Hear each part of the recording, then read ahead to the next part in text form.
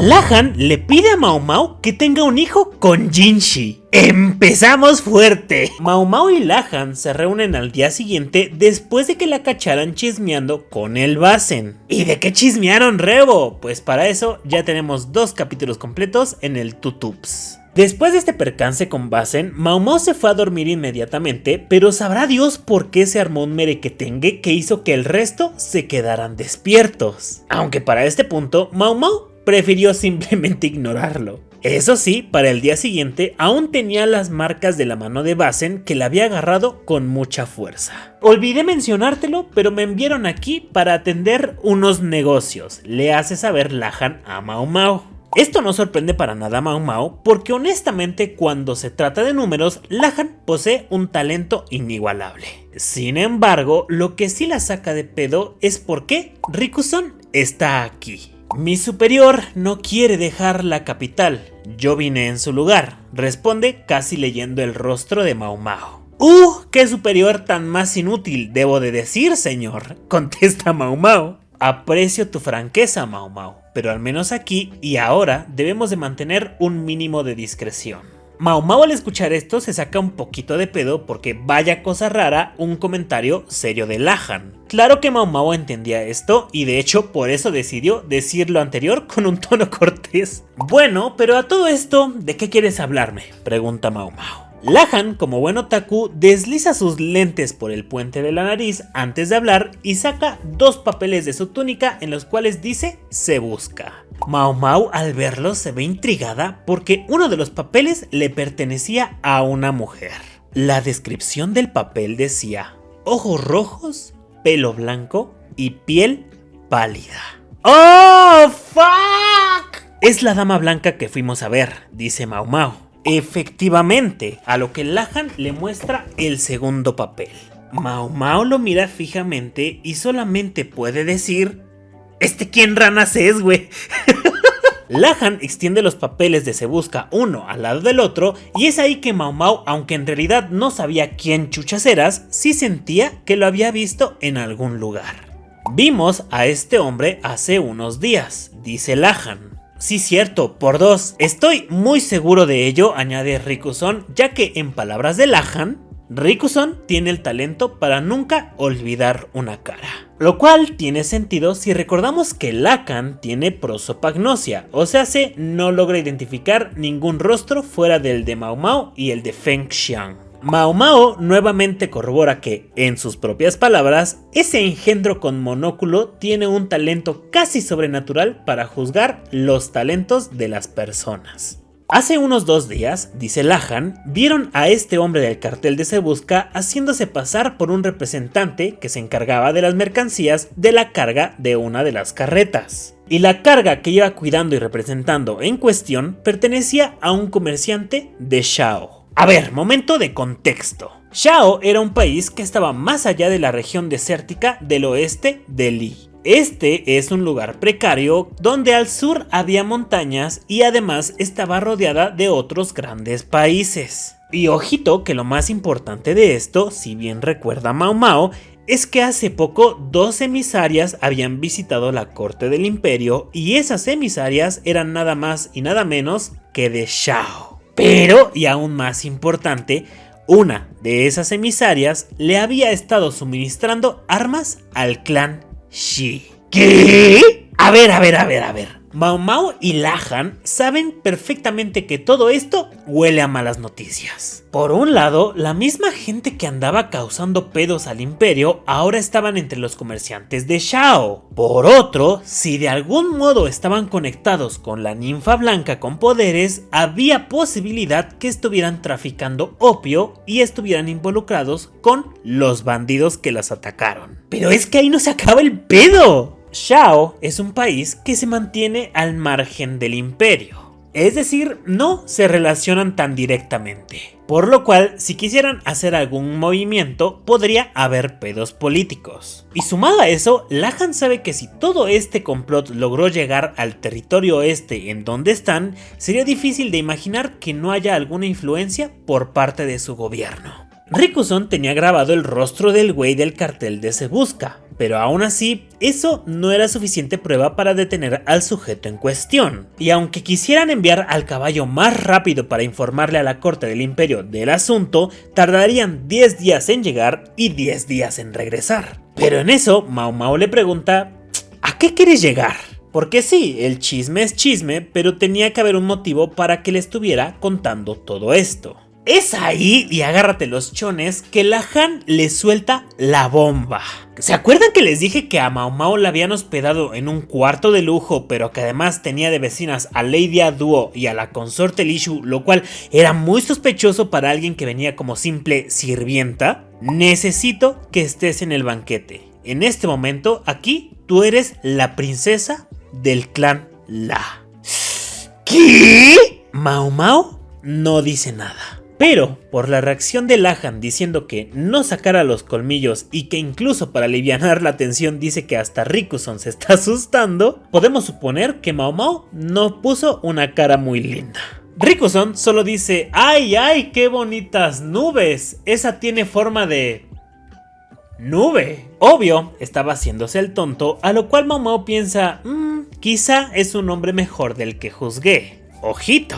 A ver, si el hombre del cartel de Se Busca era lo suficientemente importante, era posible que fuera a estar en el banquete para hacer negocios. ¿Piensa ocasionar algún problema? ¿La dama de blanco estaría con él? Si es así, ¿crearía algún veneno con la alquimia o estaría dispuesta a usar narcóticos? ¿Será que nada de eso y tendrá algún otro plan en marcha? Todas estas preguntas cruzan por la mente de Mao Mao cuando Lahan la interrumpe. Igual y podría haber venenos raros involucrados. Si encuentras algo, eres libre de investigarlos. ¡Ah! Golpe bajo, perrillo. Aunque, si no te interesa, no tienes por qué hacer nada, le retacha Lahan. Para este punto, Mao Mao solo suspira y a Lahan se le hace una sonrisa al ver que sí estaba por aceptar. Obvio, a Mao Mao se le iban a pagar unos honorarios por hacer esto, pero ella quería sacar un poco más de ventaja de este trato y es ahí que se le cruza por la mente la consorte Li Shu. Dices que puedes recordar cualquier rostro, ¿no? Pregunta Mao Mao a Rikuson. El güey, que seguía haciéndose menso viendo las nubes, por fin baja la mirada y le dice, sí, para servirle usted y adiós, aunque ciertamente no es un talento muy interesante, le contesta Rikuson. ¿Crees poder determinar el parentesco de un padre-hijo y saber si son familia viendo sus caras? Mao Mao pregunta esto tomando en cuenta que hay rasgos que son heredados y quizá la habilidad de Rikuson podría servir para esto. Por un lado, solo sería la opinión subjetiva de Rikuson y no sería una prueba contundente para determinar nada. Por otro lado, Mao Mao sabe que aunque los rasgos físicos se pueden heredar, de todos modos no serían idénticos. Así que solo sugerirían una posibilidad de parentesco y Mao Mao solo piensa que si hubiera algo o una especie de rasgo en el que nadie dudara, esto definitivamente sería más fácil. Rikuson pide disculpas por no poder ser de más ayuda. Mao Mao le dice que no hay pedo, pero quién sabe por qué a Rikuson se le ocurre soltar. Tal vez me esté extralimitando un poco, pero ¿no debería considerar venir a la mansión con el maestro Lakan alguna vez? ¿Qué dijiste, estúpido? A ver, obvio no lo dijo así, pero lo que sí le dice es que mejor no vuelva a mencionar eso mientras su rostro se torcía en disgusto. Debido a esto, Mao Mao asume que Rikuson parecía el tipo de persona que no entendía que hay cosas que se hablan y hay cosas que no. En consecuencia, lo único que hace Rikuson es pedir disculpas y decir que lo mejor es que él vuelva al trabajo. Bien hecho, Rikuson. Entonces, ¿vas a ir o no? Pregunta Lahan. Mao Mao, cuya cara ya no daba ninguna expresión, simplemente le contesta, no, al chile ya no. Oye, pero ¿acaso no te interesa conseguir un poco de lo que vende el comerciante occidental? Obvio, Mao Mao quería conseguir más opio anestésico, pero para este punto se queda en total silencio porque esto ya había sido bastante molesto. Lahan la mira intrigado, Mao Mao le pregunta que qué pedo mientras tomaba un sorbo de té y ahí Lahan le suelta. Anoche tú ibas en... ¿Pasó algo? ¿Eso qué chingados tiene que ver con lo que estamos hablando, mamón? Es lo que piensa Mau Mau mientras casi escupe el té. Mau Mau, para evitar escupir, traga rápido, y cuando le iba a decir que Basen era un virgen, Lahan le dice: ya sé, no tienes que ir contando los secretos de un hombre por ahí. Para este punto, a Mau Mau le cruza un pensamiento en que si a Basen le avergüenza esto, bien podría ayudarlo encerrándolo con su hermana Pairin. Porque si a Pairin le gustan los hombres musculosos, bueno, pues ¿por qué no complacerla? ¿Estás pensando cosas cochinas?, pregunta Lahan. No sé de qué hablas, contesta Mau Mau. Lahan suspira un poco, pero justo decide continuar preguntando cosas turbias y suelta. ¿Y que Jinshi te preñe no ha pasado por tu mente? ¿Qué pedo? Mau Mau jura que si tirara su taza de té encima de él, en este momento nadie podría culparla. Pero como están en casa ajena, se contuvo y solo decidió guardar silencio. Te conozco, Mau Mau. Te gustaría dar a luz solo por la experiencia, pero sé que a ti no te interesan los niños. Yo me haría cargo porque me encantaría criar al hijo del hermano menor del emperador, y además haría un excelente trabajo, le dice Lahan. Tú puedes hacer lo que quieras, hacer lo que te gusta o no hacer lo que no te gusta. Tampoco te pido que seas formalmente su esposa, solo que haya por ahí un descuidillo. Tú das a luz, yo tengo un heredero y todos felices. ¿Jalas o te pandeas? Cierra Lahan.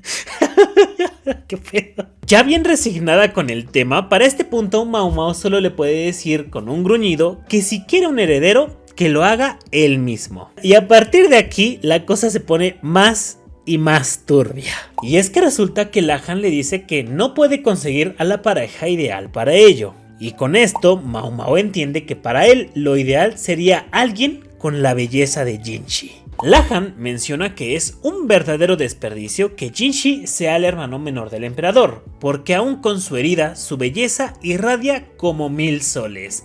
¿Lahan Hochis? Bueno, ¿y por qué no te cortas tu cosa y te haces un trasplante de útero? Igual, y así te puede preñar a ti. ¿Eso se puede?, pregunta Lahan con emoción genuina. Y lo más cagado de esto es que cuando Mau Mau le dice que obviamente no, mira cómo el rostro de Lahan se va hacia el suelo, realmente decepcionado.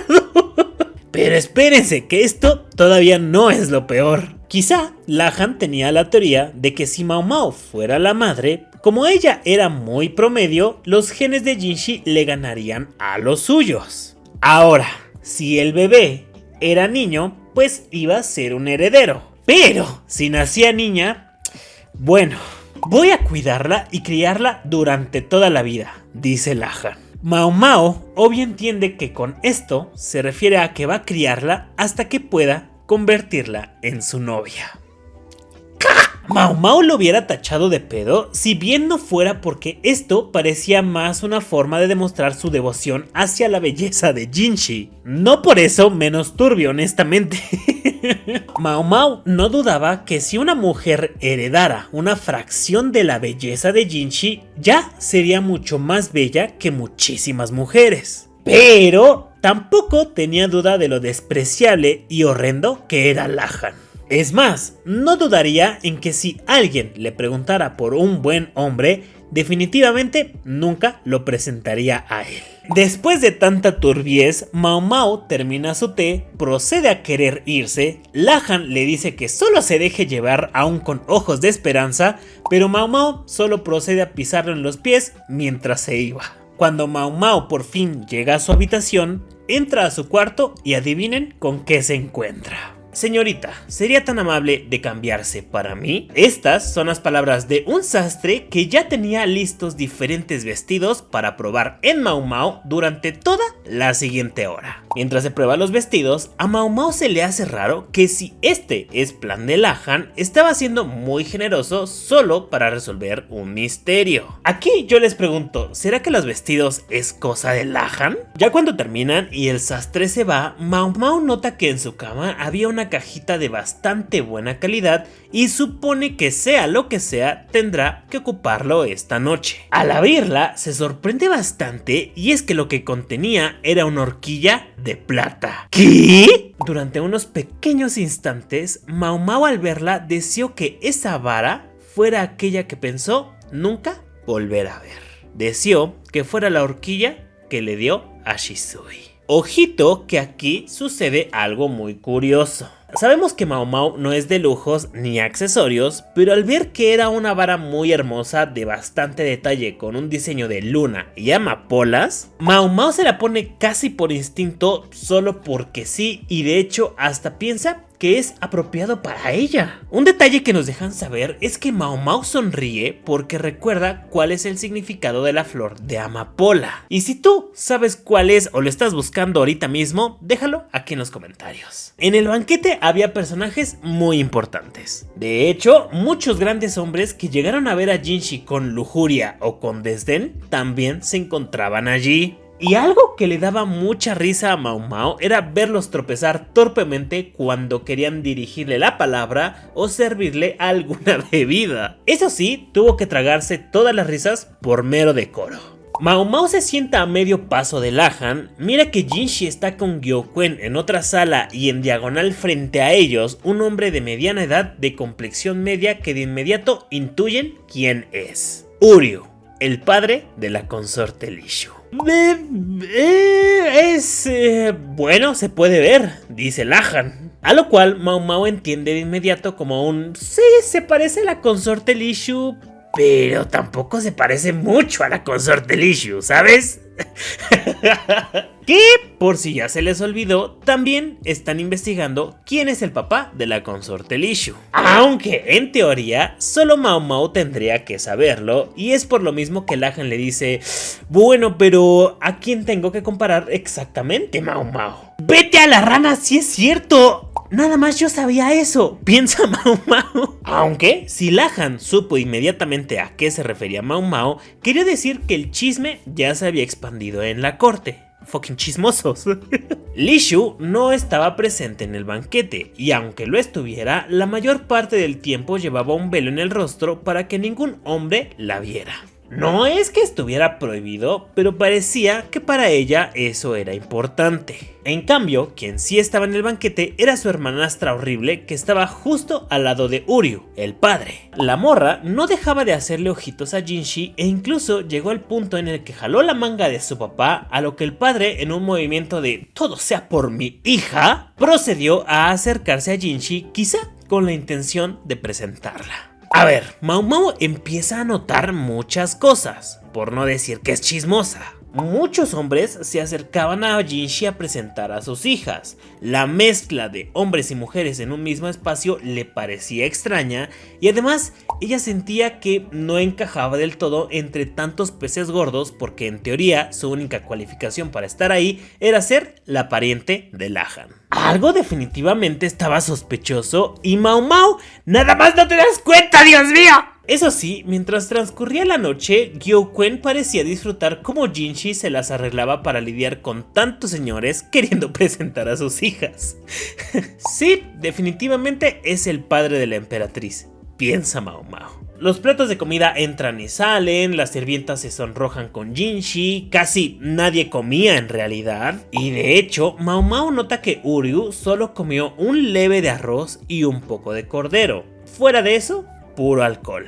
Lahan parecía disfrutar el pescado, a lo que Mao Mao nota que es pescado blanco en escabeche. Eso sí, fermentado, porque era obvio que no era fácil conseguir pescado fresco en la zona desértica de Occidente. Ya llegados a este punto, Mao Mao decide empezar a tragar como si no hubiera mañana, esto mientras las demás morras solo tomaban jugo para no manchar su labial. A ver, de no haber sido porque Mao Mao iba bien vestida, la neta pudieran haberla confundido con alguna sirvienta si bien le iba. Debido a esto, algunos padres que se acercaban a conocer a la hermanita de Sir Lahan, con lo único que se encontraban era con una Mao Mao llena de sopa de pollo en la cara. Sin duda, piensa Mao Mao, esto iba a sumar para los rumores de que la familia de Mao Mao eran unos excéntricos. A ver, Mau Mau es una tragona, sí, pero también mucho tenía que ver que para asegurarse que nada estuviera envenenado, iba a tener que comer un poco de todo.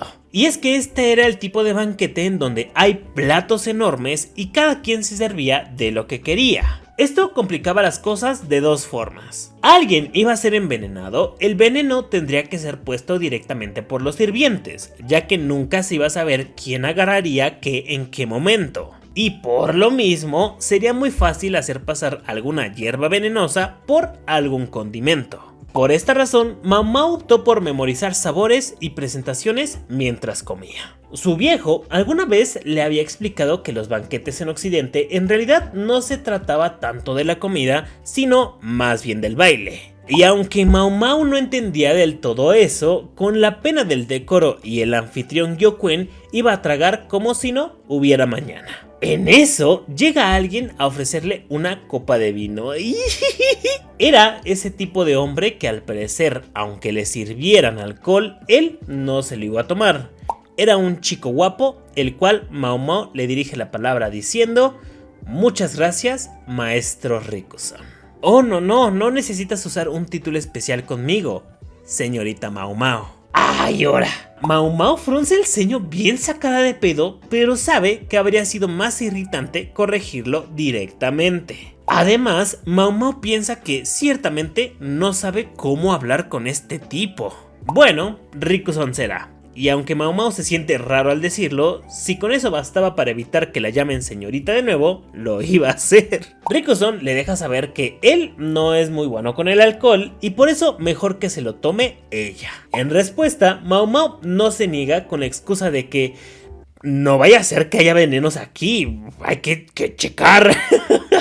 Ella vuelve a sentir esta sensación extraña de que haya hombres y mujeres en el mismo espacio. Porque pues ella simplemente no siente que encaje, que hasta de hecho ella misma se sirve sus platos porque los sirvientes la ignoraban. O sea, Mau Mau sentía que ella permanecería en segundo plano toda la noche. ¿Ocupas este?, le dice Riku-san mientras le acerca un plato. Mau Mau confirma y luego se da cuenta de por qué es el asistente del excéntrico estratega. Riku-san comienza a pedirle comida a los camareros diciendo que quería algo o que le faltaba un poco de alguna otra cosa, y lo que parecía alguien poniendo a prueba a los meseros en realidad era un Riku-san memorizando los rostros y cuerpos de todos ellos. ¡Qué hermosa horquilla tienes!, le dice Riku-san. ¿Tú crees?, contesta Mau Mau pensando en que, vaya, este güey sí sabe tener pláticas decentes. Ojito que en este punto necesitan guardarse el dato de que su vara de pelo no era extravagante, pero sí se notaba que era de muy buena calidad. Es más, tanto es así que muchas morras del banquete se fijaban de vez en cuando en el cabello de Mau Mau. Tal vez pueda venderla más tarde, piensa Mau Mau.